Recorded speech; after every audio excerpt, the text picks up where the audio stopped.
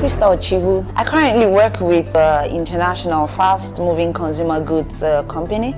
Currently, I'm the modern retail and e-commerce leader for Nigeria. I've gone from just selling, into a store, into becoming a manager over the 11 years in the company.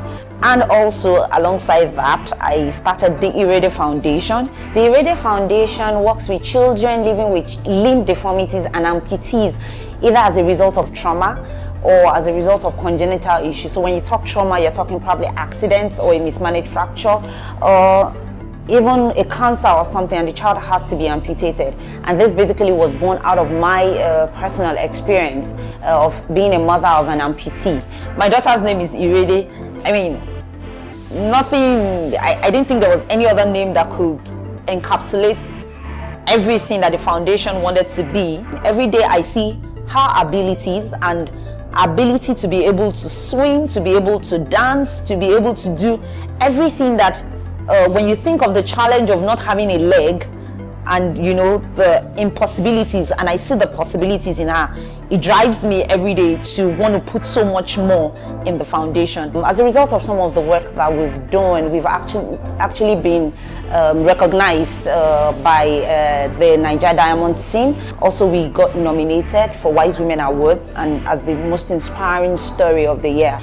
For the Irede Foundation, it's not just only children, and you may say children that can't afford limbs today, yes, but also children that can afford the limbs, but all they just need is support, and they need someone to talk to, somebody to work with, someone to help them know that they're actually on the right path and living the life that they should live to the fullest. All that I have learned and I've been able to apply at the Irede Foundation is born out of all the experiences of my 11 years work with a corporate organization.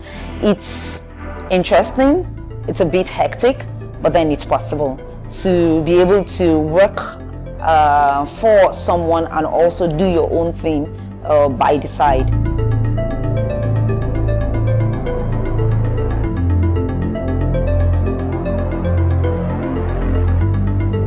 All my life, from being a child, I've always wanted to be a medical doctor. I really wanted to work with people because I love the essence of people and just help people to live their life. I didn't like the fact that people will fall ill, and then all through from primary school to secondary school, if you asked me what I wanted to be, I would say that I wanted to be a doctor. I so wanted to be a medical doctor. I went from being that to getting to the university. However, I didn't become a medical doctor. And then you know how it is with JAMB and everything. And finally, I studied biochemistry. I did my NYSC, and by the time I was doing NYSC, I was working one of the biggest FMCGs in the world. And actually joined the organization when I was about 24 years old. Interestingly, I joined and I was actually posted to go and work in Eastern Nigeria. Before then, I'd never been to the East all my life because I've lived all my life in the West. I got there, and in less than 2 years, I got promoted to the next level. I've done every kind of selling. I've worked as a key account. I've done a bit of back office support. I now moved on to do a bit of strategy and planning for the company. I literally set up the establishing of one of the brands in the company, and it's actually the most successful in its category today. Then I did that for a bit, and then literally just moved into the world of modern retail and e-commerce. And right now we're moving to where the developed countries are, which is sit back in the comfort of your home and then get the products to you. So really what I do with the company now is to ensure that we have that kind of visibility in Nigeria. After getting married, I got pregnant almost immediately. And eventually, when I had my baby, I was told that she had a medical condition. And the medical condition was called tibia hemimelemia. And I was like, okay, as someone that just got married, got pregnant, had a baby, I didn't even think that I was going to have to do anything medical in that angle. But I was told that I needed to amputate her for her to be able to live a normal life.